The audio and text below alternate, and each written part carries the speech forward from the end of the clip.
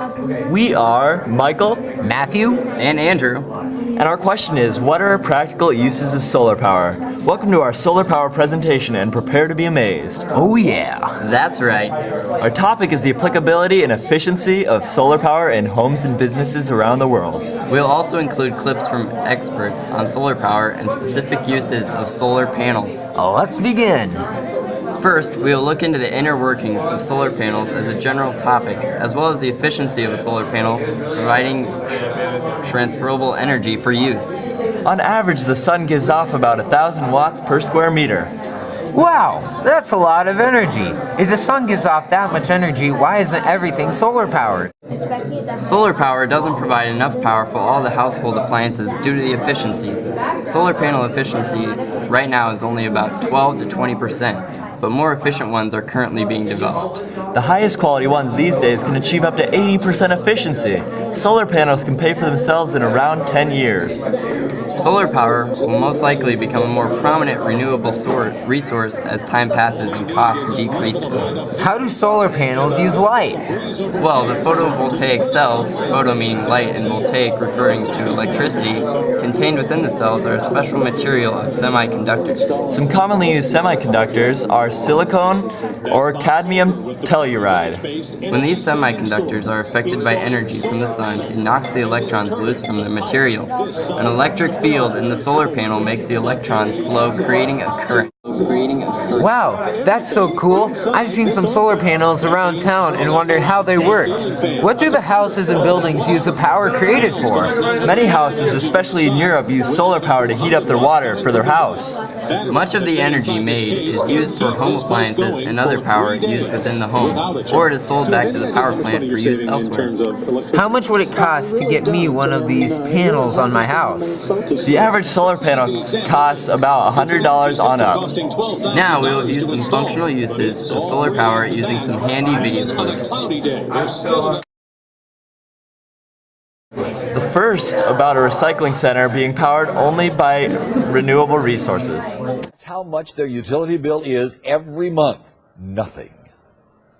All they need is a little bit of light up here and a little bit of a breeze over here to turn on the lights down here at the Southeast Side Recycling Center. We've never had any electricity here at the center.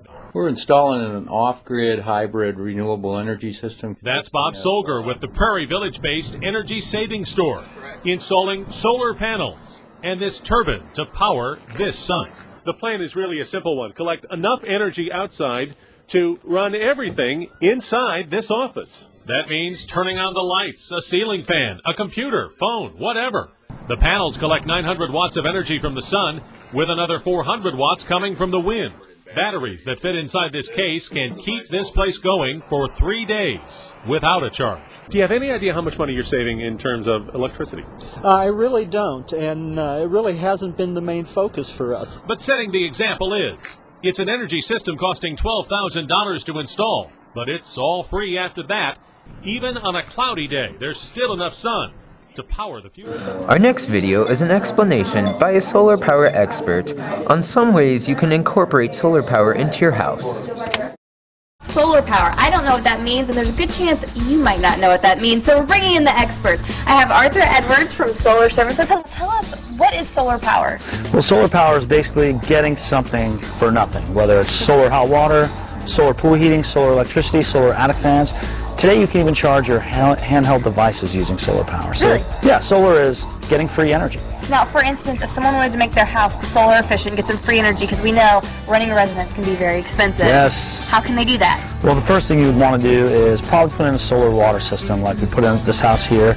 It's cost effective, there's tax credits and rebate money, and it's really clean. Putting in solar reduces emissions, which is good for all of Hampton Roads, all the ecosystem. Absolutely. Yeah. Some other ways that you can use solar energy. Why don't you tell us about it? This is a solar attic fan, and all it is a photovoltaic panel, which means light electric, and this absorbs the photons of the sun, making the fan spin underneath. It's already spinning. Yeah, I can lift this up here so you can probably see.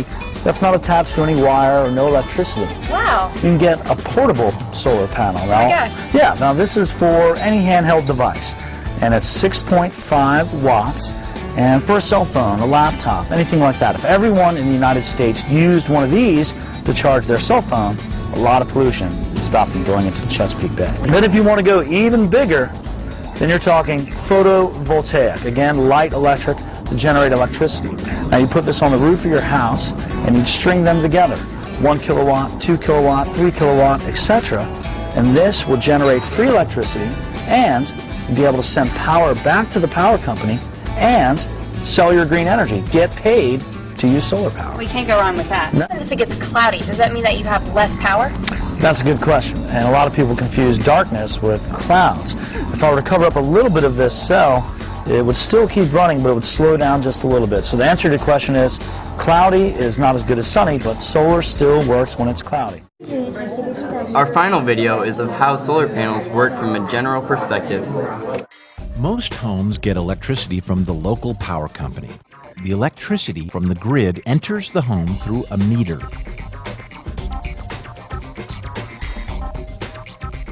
By adding a solar energy or PV system to a home, the home can generate its own electricity.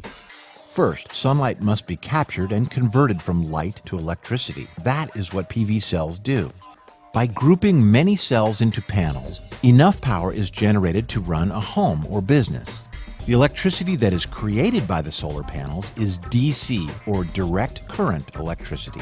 DC electricity must be gathered together and changed or inverted into AC, or alternating current, which is the type of electricity found throughout a home.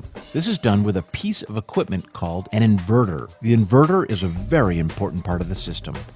Oftentimes, batteries are attached to the inverter to store excess power for use when there is no sun.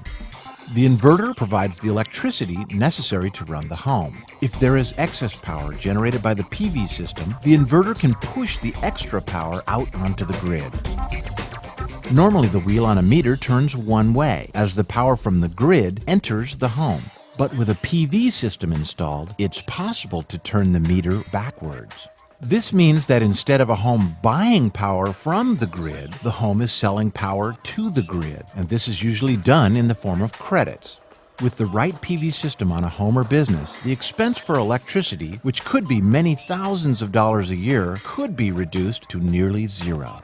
Solar energy systems are good for the environment, and they can save a lot of money on energy in the long run. Thanks for watching. We hoped you learned something about the uses of solar power. Hopefully this can be used somewhere in your life. Bye.